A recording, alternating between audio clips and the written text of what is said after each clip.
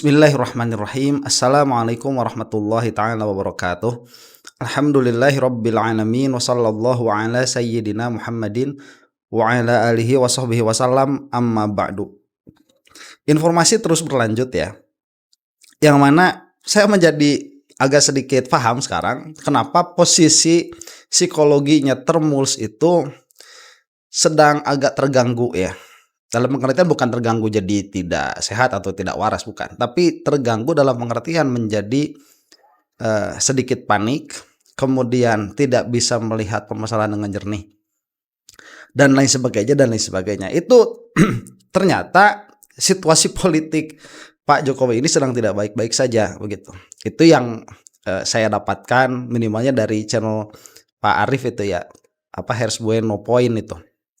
Nah, ini bisa kita lihat dari kejadian yang ada.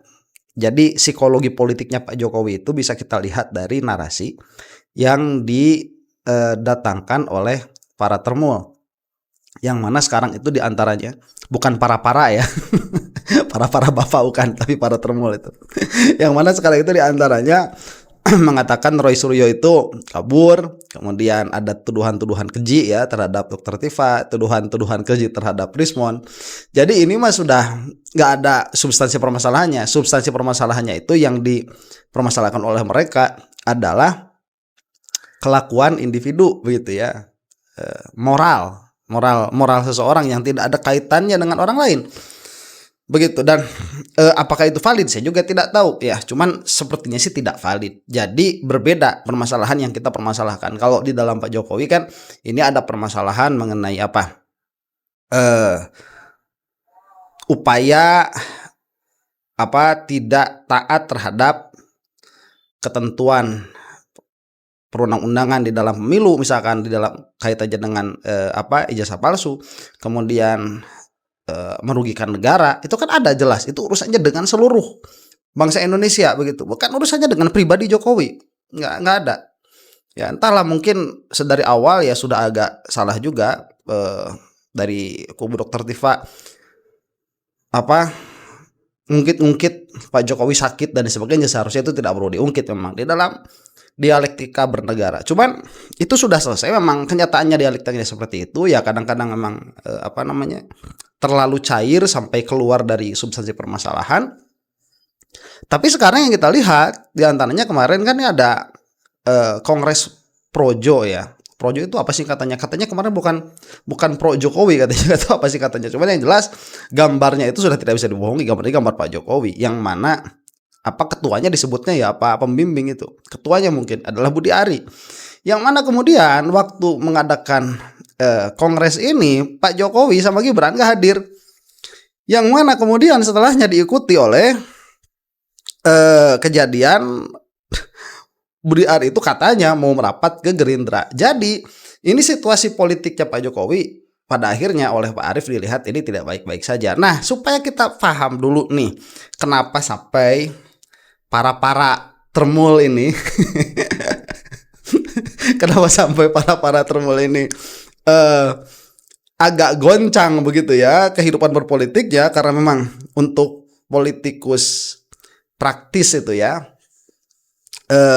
situasi berpolitik itu akan berpengaruh kepada pemasukan mereka akan berpengaruh kepada keadaan suasana di rumah masing-masing, di rumah mereka. Keadaan di rumah mereka itu akan mempengaruhi kepada psikologis jiwa mereka ya. Pada akhirnya ada keterguncangan sedikit, memang wajar begitu. Nah, sekarang kita akan saksikan saja lah ya kongresnya dulu nih, sebelum nanti kita masuk ke video yang lain. Jadi Pak Jokowi tidak sudi hadir ternyata di dalam kongres ini. Gibran pun tidak ada, malah memberikan pesannya juga yang kita dapati sih singkat begitu ya, nggak tahu aslinya. Kita saksikan saja. Saya menyampaikan salam hangat untuk seluruh keluarga besar relawan Projo. Terima kasih atas semangat dan dedikasi yang terus dijaga dalam mendukung arah pembangunan bangsa. Mari kita bukan arah pembangunan bangsa, Pak. Kalau Projo itu arah membela Bapak. Ya, itu dari namanya saja sudah demikian. Dari gampangnya saja sudah demikian. Ya, terlalu kecil lingkupnya mereka itu. Terus bekerja bersama untuk Indonesia yang maju dan berdaulat. Terus jaga semangat, jaga persaudaraan. Sebentar, Indonesia yang maju dan berdaulat. Kedaulatan Indonesia itu sudah Bapak ancam dengan proyek WUS. Itu harus diingat, Pak. Dan terus berbuat untuk rakyat. Tepuk tangan untuk Bukan berbuat untuk rakyat, berbuat untuk Bapak. Ya, sang Raja Jawa lah katanya begitu. Nih, itu sudah selesai, cuma segitu aja ya. Entah sepenting apa relawannya Jokowi di matanya Jokowi itu saya tidak tahu. Cuman ya di kongresnya saja yang bersangkutan tidak hadir. Tapi kenikahan teman-temannya hadir tuh Pak Jokowi itu. Nah, ini ada pidato dulu dari siapa? Dari Budi Ari ya. Kita saksikan nih. semua. Selanjutnya mari kita dengarkan pidato politik dari Ketua Umum DPP Projo Bapak Budi Ari Setiadi. Shalom, Om Swastiastu, Namo Buddhaya, salam kebajikan dan salam sejahtera untuk kita semua. Yang saya hormati seluruh ketua pimpinan di DPP Projo, Sekjen, Mendum dan semuanya. Teman-teman seluruh DPD Projo seluruh Indonesia, DPC Projo seluruh Indonesia yang hadir pada Kongres ketiga Projo 25. Ini udah kayak partai politik, tapi mungkin ya duitnya nggak cukup untuk jadi partai politik. Jadi cuman kongres-kongres begini aja, dan nanti dikatakan kongresnya harusnya tahun lalu sudah digelar, tapi sampai saat ini tidak, dan sampai saat ini tidak bisa menghadirkan Jokowi itu. Juga kepada teman-teman rekan relawan yang hadir, Projo Gensit, Mas Kris, RKIH. Saya kalau mau absenin panjang nih semuanya ya. Jadi semuanya aja ya dianggap mewakili. Projo Gengsi, Projo Muda. Tuh, itu wah, sub-subnya itu ya banyak sekali. Projo Gengsi, Projo Muda. Itu entah berapa orang di bawahnya. Kayak kalaupun banyak ya selamat apa yang Anda dapatkan. Jadi Projo itu. Ini duit duduknya biasanya ada seperti ini. Duit duduknya. Dan dari mana uangnya itu seharusnya ditelusuri gitu ya. Follow the money harusnya.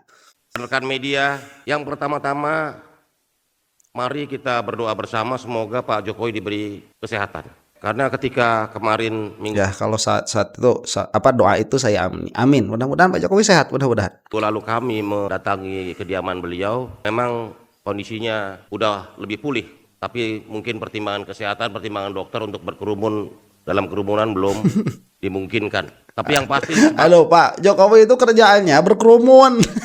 Itu kalau mau kasih alasan kenapa Jokowi nggak datang, carilah alasan yang lain ya. Bukan nggak boleh berkerumun, itu udah lewat itu. Zaman mana? Zaman 3 tahun yang lalu begitu ya. Udah nggak sekarang. Pak Jokowi itu datang kok ke masjid, datang ke ke pernikahan temannya, datang rumah jadi datangin orang banyak. Itu nggak ada permasalahan dalam berkerumun itu. Ini permasalahan politik saja saya kira. semangat itu ada di ruangan ini. Bahwa kesetiaan kita adalah kepada rakyat.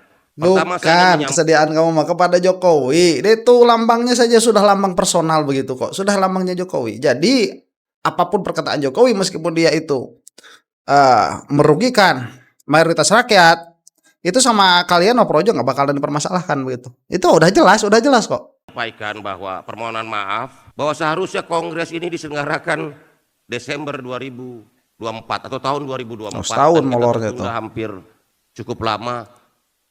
Hampir setahun kita baru bisa menyelenggarakan kongres ketiga Projo.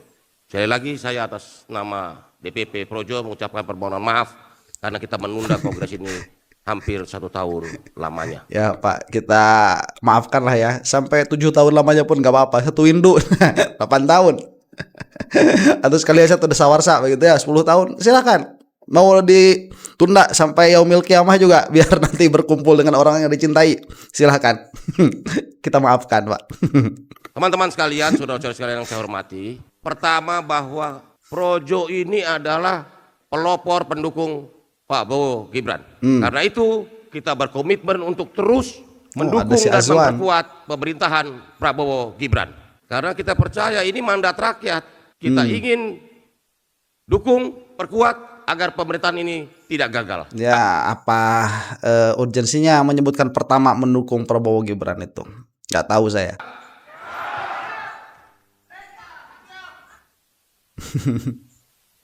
Kedua, kami menilai bahwa agenda politik Pak Presiden Prabowo ini harus kita dukung dan kita perkuat terus-menerus. Karena apa? Karena pikiran dan hati Pak Prabowo ini untuk rakyat. Seluruh program-program strategis pemerintahan ini harus kita kawal dengan baik. Oke, coba lihat ya. Ini saya mau menyambung-nyambungkan sedikit saja. Sebelum kejadian kerusuhan kemarin dan Indonesia gelap itu, pemerintahan Pak Prabowo tidak solid ini. Ya, itu makin kesini kan kekuatan politiknya Jokowi makin berkurang tuh. Tergerus. Sampai kemarin waktu Indonesia gelap itu ada isu untuk menggulingkan Pak Prabowo. Tapi setelah itu selesai, ternyata Pak Prabowo dengan lihai bisa menyelesaikan permasalahan itu. Semua jadi ke Pak Prabowo. Tidak ada pengkritik sekarang. Bahkan Bu Megawati pun sampai mengatakan saya dekat dengan Prabowo, jangan main-main sama saya. Itu Bu Megawati itu.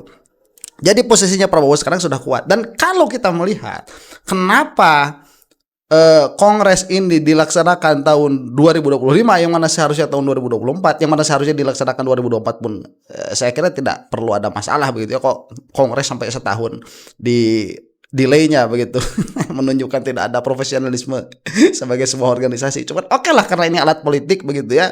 Jadi kita melihat ada keguncangan tadi sekali lagi. Dari mulai MBG, Koperasi Desa Merah Putih, Sekolah Rakyat, Rumah Rakyat dan sebagainya.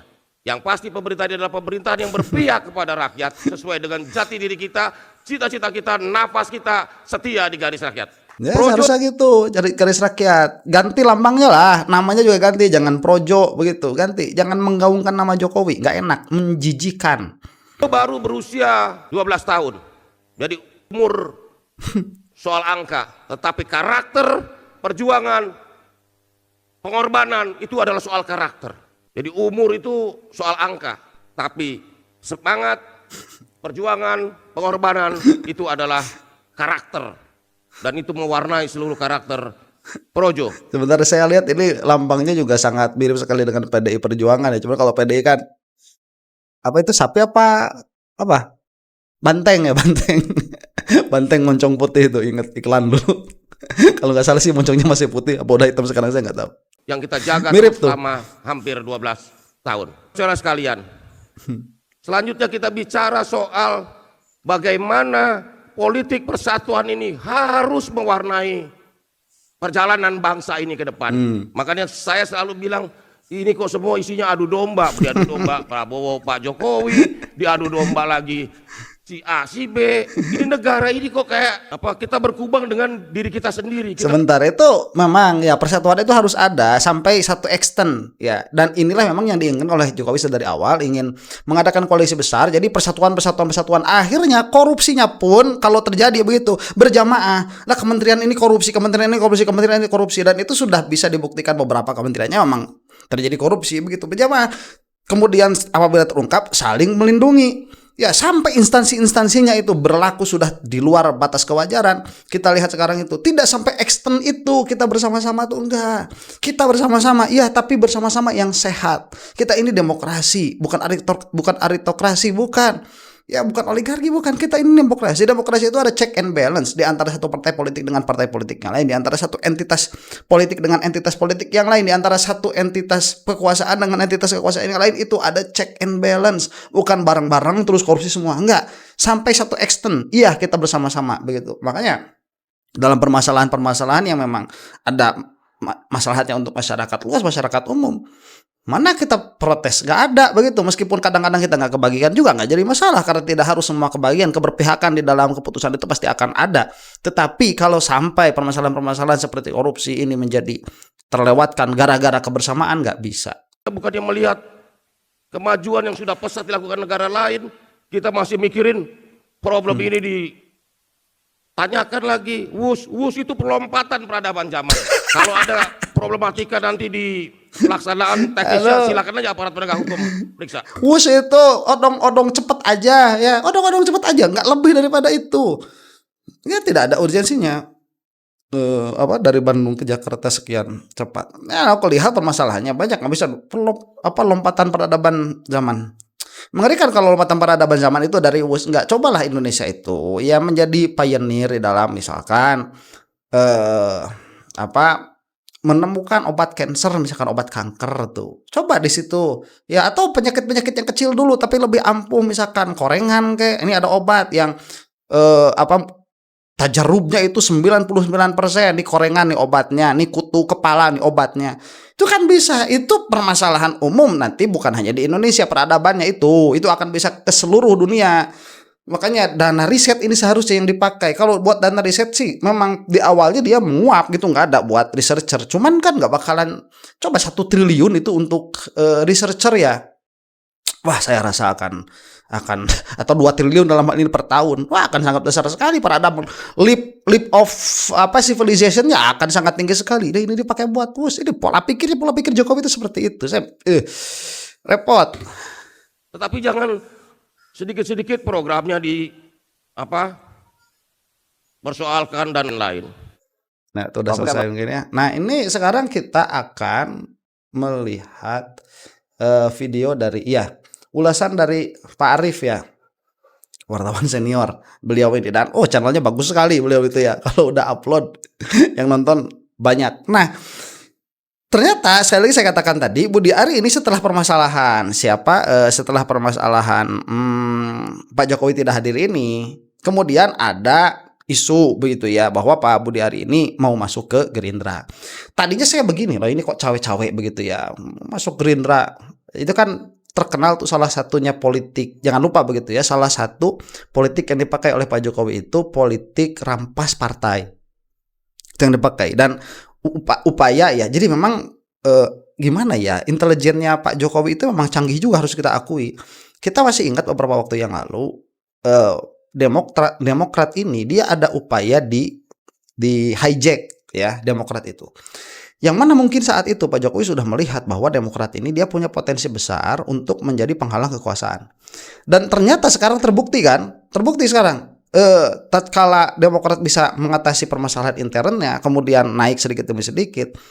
Yang agak naik sekarang namakan seperti AHY, kemudian yang berusaha dirusak namanya juga kan di dalam ijazah palsu ya Pak SBY begitu. Ini memang terbukti ada. Nah, tadinya saya pikir Pak Budi Ari ini tatkala masuk ke PSI mau masuk ke Gerindra itu upaya yang sama seperti itu begitu ya. Cuman saya nggak tahu nih, tapi Pak Arief ini melihatnya lain.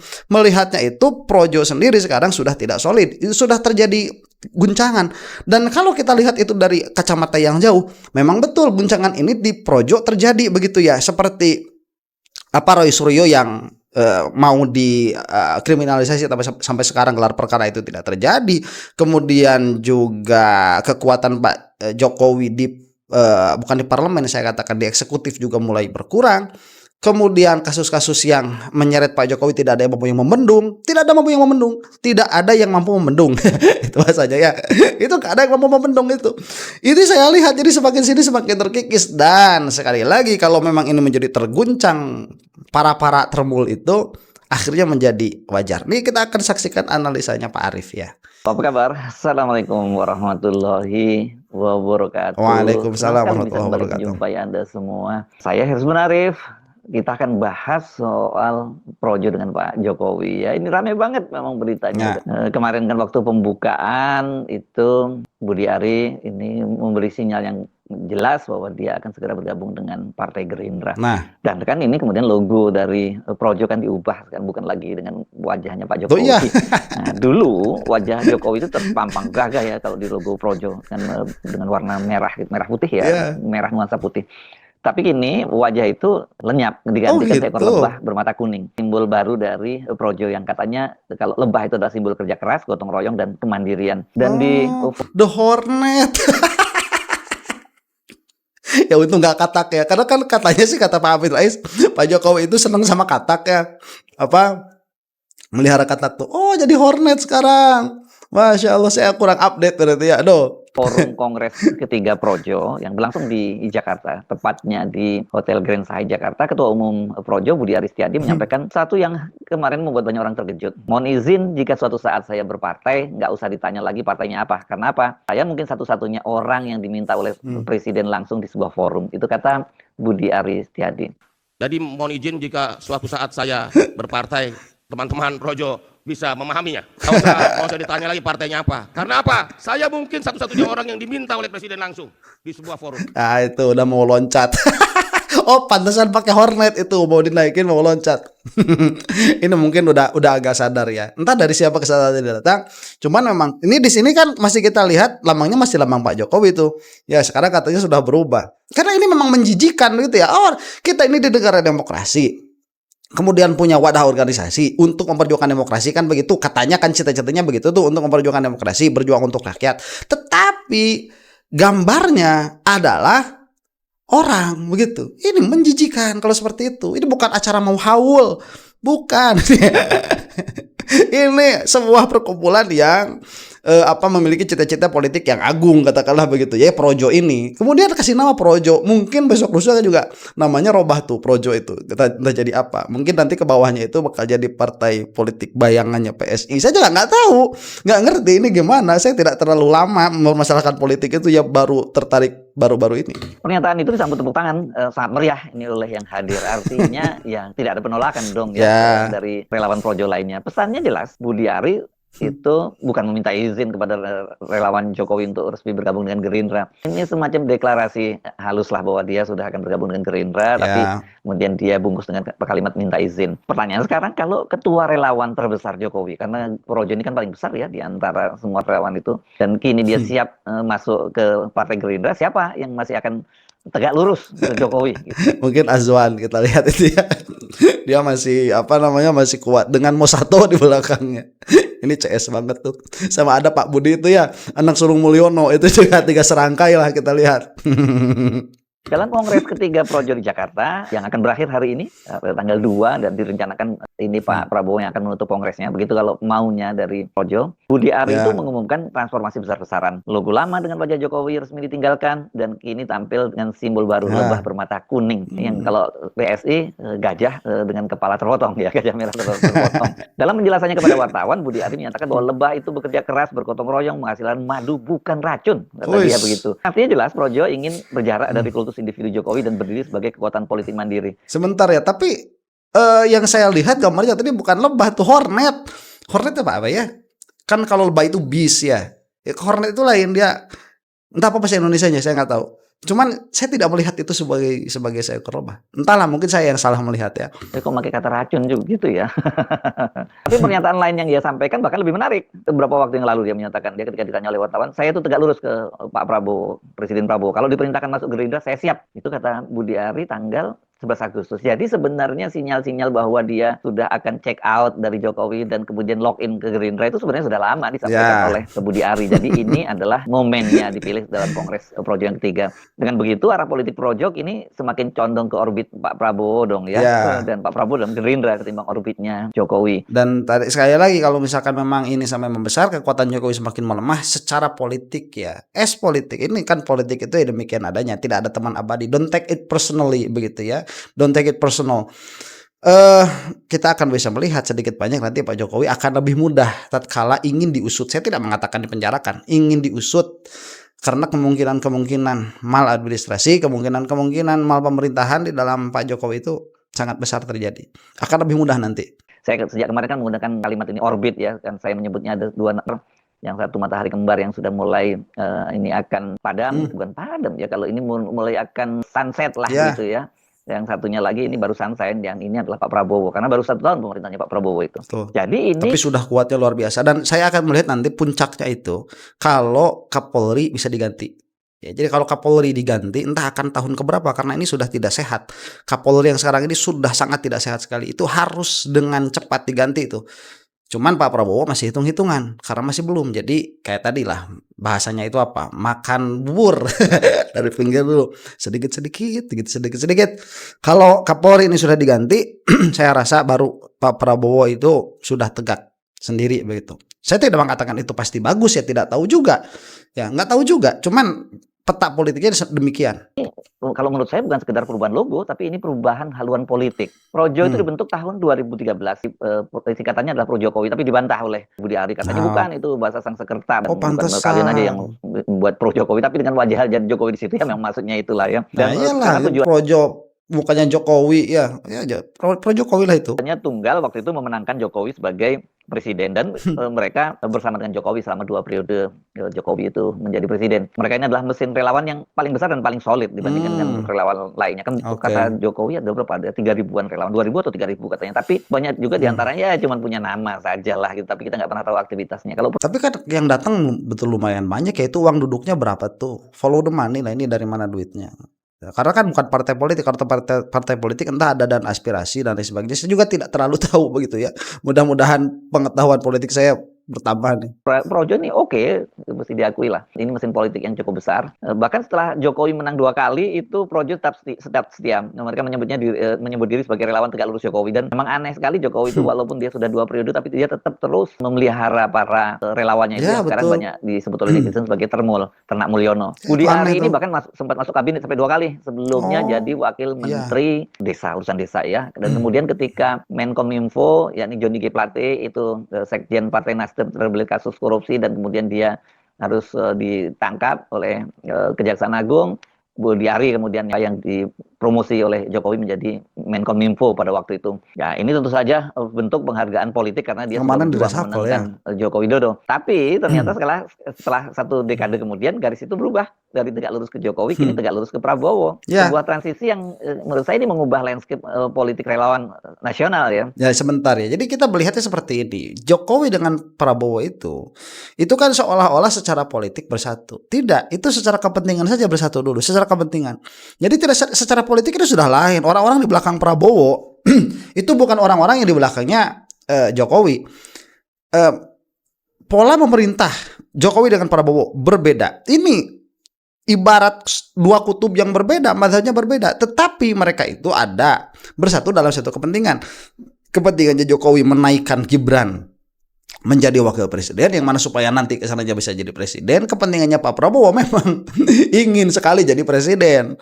Begitu. Bertemulah dua ini.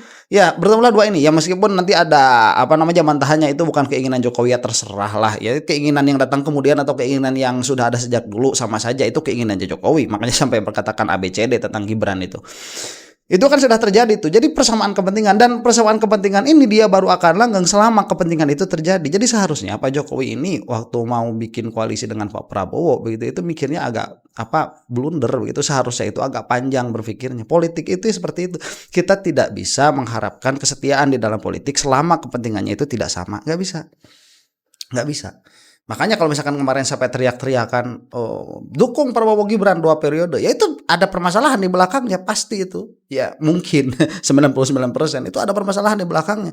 Mungkin tadinya narasinya tidak seperti itu, tidak dukung Prabowo Gibran 2 periode. Kenapa kemudian itu harus digaungkan Prabowo Gibran 2 periode? Ya berarti sebelumnya ada permasalahan lain gitu. Kemudian ada Indonesia Gelap dan lain sebagainya. Jadi ini semakin jelas terlihat ya Budi Ari kemana. Silahkan tonton sendiri bacaannya Pak Arief ini, sepertinya seru gitu. Insya Allah kita akan bertemu lagi dalam waktu yang tidak lama. Wallahu ta'ala a'lam bishawab. Assalamualaikum warahmatullahi ta'ala wabarakatuh.